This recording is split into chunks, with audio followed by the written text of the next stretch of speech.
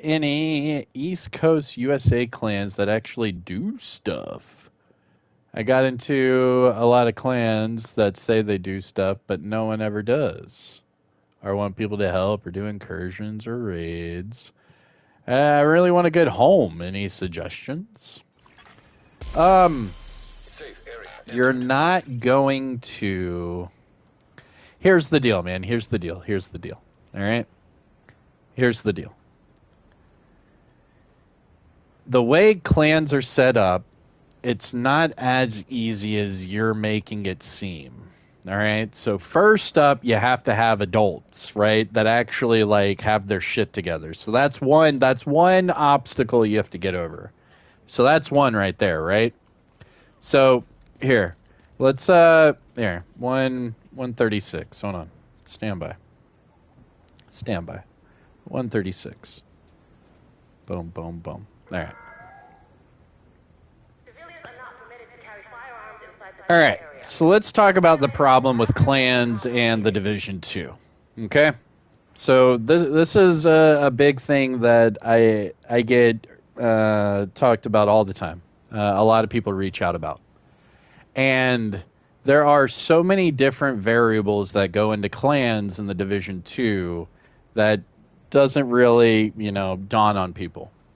So first up, the first hurdle is you have to find people that know what they're doing, right? They have to be somewhat knowledgeable of the game.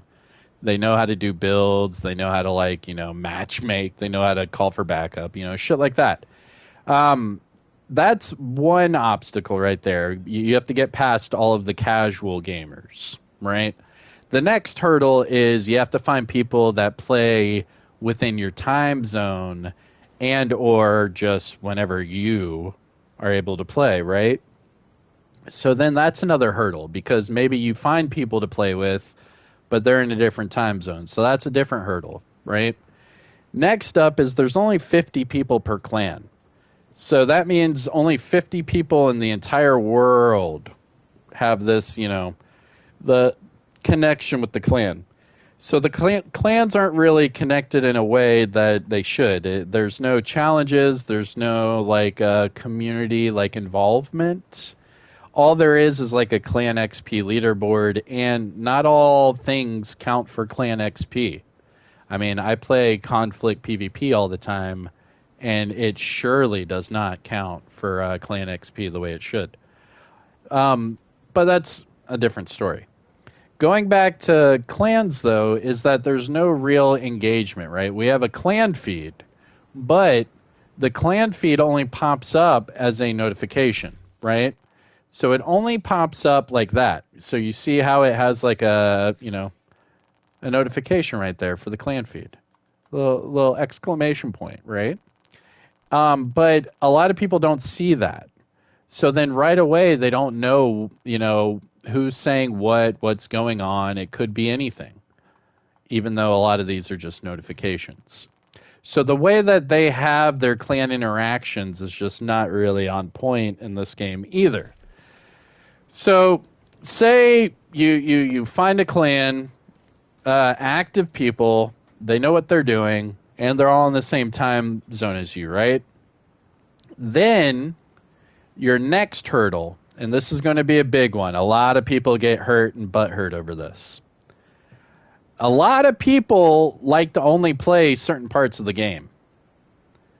They may think that they're an overall average player that plays everything, but they're not. There's clans out there that are hyper-focused on PvP. There are clans out there that are hyper-focused on raids. There are clans out there that are hyper-focused on incursions, right? But you have to understand that those types of clans are typically more toxic, okay? And the reason why they are more toxic is they hold themselves to, quote, unquote, a higher, level than the average player. So if you're a raid clan, you probably have to have all your raid builds. If you're a raid clan, you probably have to have X number of completions every whatever. And if you're in a raid clan, you probably have to have, X number of, fast runs with, all the mechanics, a one-shot build, a riot foam build, a negotiators build, a boomer build, all of these, right? And then that's not even talking about Iron Horse, because some of those raid clans are Iron Horse raid clans. And then you're talking about, your key tanks and your Bullet King builds and things like that. So there's so many things that go into that. And it becomes toxic really quick, because you have to rely on people to either know what they're doing mechanics-wise or know what they're doing build-wise. And once they start to fumble, it's like, oh, great. Bob didn't do DPS again. Good job, Bob. And then everyone's like, shunning Bob. And then Bob's like, you know what? Screw you guys. And he leaves the clan, right? Because they're toxic, which, yeah, they are. But in a sense, it's kind of like you get what you asked for type of deal. Like, same with, like, PvP. Like, yeah, if you're in a PvP clan, they're going to want to win the game by any means necessary. So you have your skill builds, your bonk builds, you have your mortar builds, whatever it is. And that's a whole other freaking chestnut. Then you have your incursion clans. They're going for like speed runs or completions, things like that. So all of these things are like high pressure, like high stress, like environments. And that's not really for everybody. You know what I mean? So here's the issue. If you have been promoted nope. to group leader. I didn't open the door for you. Stranger danger. You have left the group.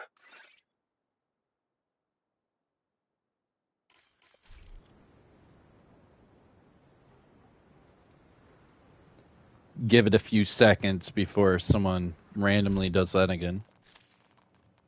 There we go. Okay. If I didn't invite you, don't join me, please. All right. So I'm explaining how there's the different clans here in the division, right? So you have your casual clans where people just do whatever they want. They might not even know what to do for most of the game.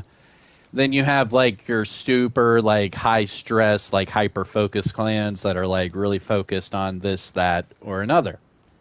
So then you ask yourself, well, I don't really care for the casual clans, and I don't really care for the high stress clans.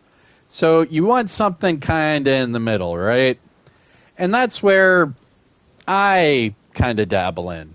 And that's where I run the DoD. Okay? So the DoD, the way that we run things is it's very casual but adult. Like, you gotta know what you're talking. Like, if you don't know what you're talking about, ask. Let us like explain it to you. Don't like come at it with, oh, I already know this. Like, if you don't know it properly, just let us know and we can help you out. It's really not a big deal. We're all here to help each other out, because our weakest link, is what holds us down. So if we make everyone on the same knowledge level, then we're all able to help each other out on the same level, and then it helps us get better and better and better and better. So the problem with running a casual, helping, stress-free, toxic-free clan is you can't make people do stuff, okay? They have to want to do it. Think of it like Nosferatu, like a vampire. You know what I'm saying? So you have to have people that want to do it. So then what you have to do is you have to reach out. Hey, do people want to do a raid? Hey, do people want to do an incursion? Right?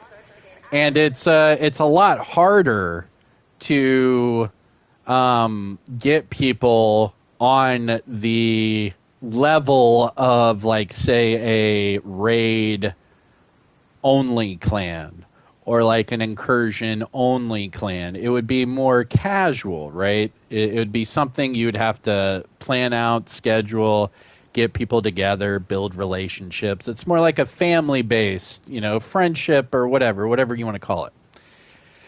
So here's the issue with that, though, is some people can only raid at certain times, right? Because sometimes raids might take a couple hours. Sometimes, people can only raid in the morning. Sometimes people can only raid after their kids go to bed. Sometimes people can't play on the weekends. There's a lot that goes into it. So for what you said, you were saying, hey man, I'm looking for an East Coast USA clan that does, raids and incursions and all this and, help each other out. There are clans that do that, but you have to understand, what kind of environment you want to get into. Because say, for example, this PlayStation clan. I have a PlayStation clan Discord because this clan feed just doesn't cut it, man. This clan feed sucks. I hate this clan feed. This clan feed, it sucks. It sucks big time. All right? Get it? So what we do is we jump over to Discord or, we have like a message board on PlayStation and we can coordinate that way. So like, hey guys, what about not this Thursday, but next Thursday we'll do a raid, and then you get people together and then you coordinate it that way. So the problem is that some people, they just want it given to them. They want it given to them when they want it right away. So patience, right? So they're not willing to wait. Like, oh, I don't want to wait till next Thursday, man. I want it right now, man. Screw this shit. And then they leave, right? So there's so many different like variables that comes with like doing clans in the Division 2 because some people aren't willing to wait. So then you have to be understanding, or here's the other thing. Here's what some people do. You want me to give you some insider secrets? So here's the insider secret, okay? I know a lot of people that have done this. Way more than one. You ready? Are your ears perked up yet? All right. The easiest way to get the raid exotics and the incursion exotic, right? The easiest way is to join one of those clans, okay? And I know so many people that have done it. They'll join them, and they'll get the weapon, and they will start a timer. This is how fucked up it is. They'll start a timer, and they'll get the exotic, and then 1 month later, they leave the clan. That way, they didn't leave right away, and that way, they, stuck around after getting it. But that's what a lot of people do. They'll tough it out, and they'll join those toxic, raid only clans, and they'll learn all the speed runs, and they'll do all the shit, and they'll be up at 6 a.m. to 6 p.m. doing their raids. But they'll get all the exotics, and then they'll wait a month, and then they'll just leave. And that's why those clans, they're really salty. Those clans, there's a lot of people that are really, really salty. And it's because a lot of people do that. I mean, hell, man. I could name like 5 content creators that have done that to me and my clan in the DoD. Yeah. I mean, it happened to everybody. And it rubs people the wrong way. Because it's like, oh, you just joined for an exotic? That's fucked up. So what I do is I promote a toxic free clan, and we kind of just like plan it together as like adults. So if you have time, you have time. If you don't, you don't. It's not a big deal. No one's going to get butthurt over it. It's not going to be, well, Bob hasn't raided with us in 3 months. We should just kick him out of the clan. It's not like that because Bob has a life. Maybe Bob has shit he's got to do. You know what I mean? So it's more of like if you want to do it, you just have to speak up and plan it together. But if not, it's not a big deal because we also have a lot of people that are like, solo people. You know what I mean?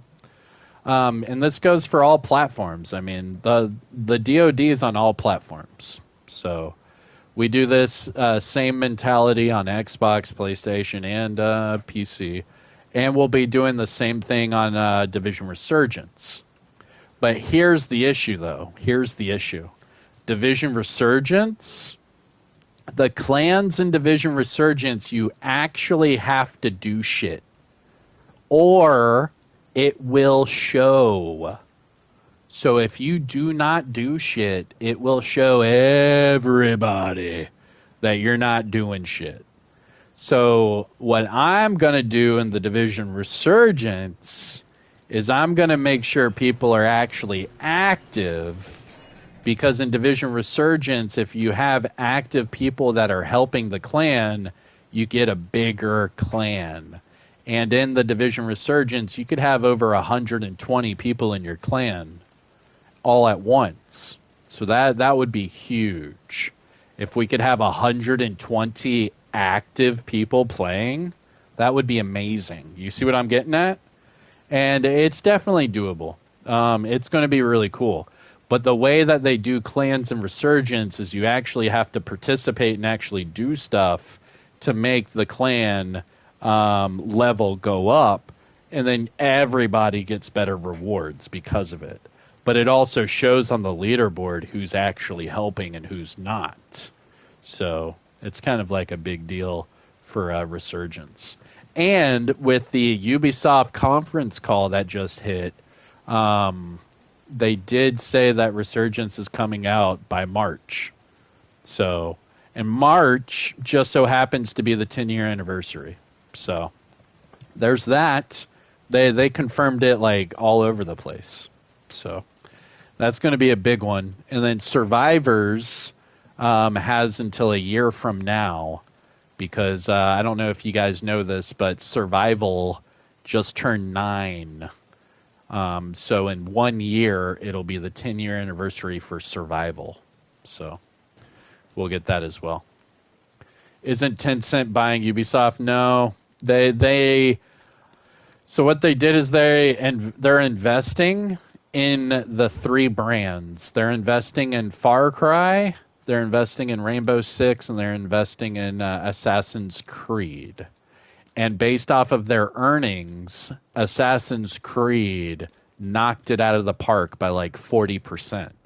So they were aiming for like, say they were aiming for 100%, they got 140%. So because of that, Tencent is now investing 1.6 billion more into Ubisoft. It's not for anything other than those three brands. So it's helping the publisher out as a whole, but at the same time, it's only really going towards Assassin's Creed, Far Cry, and Rainbow Six. So those 3 franchises are guaranteed never going to die because China has their hands in it.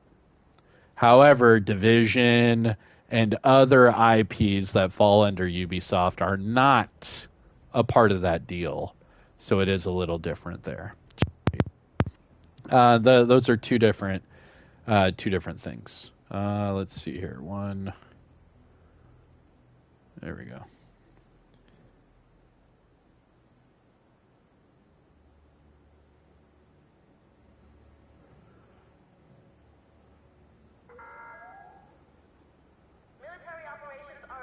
All right.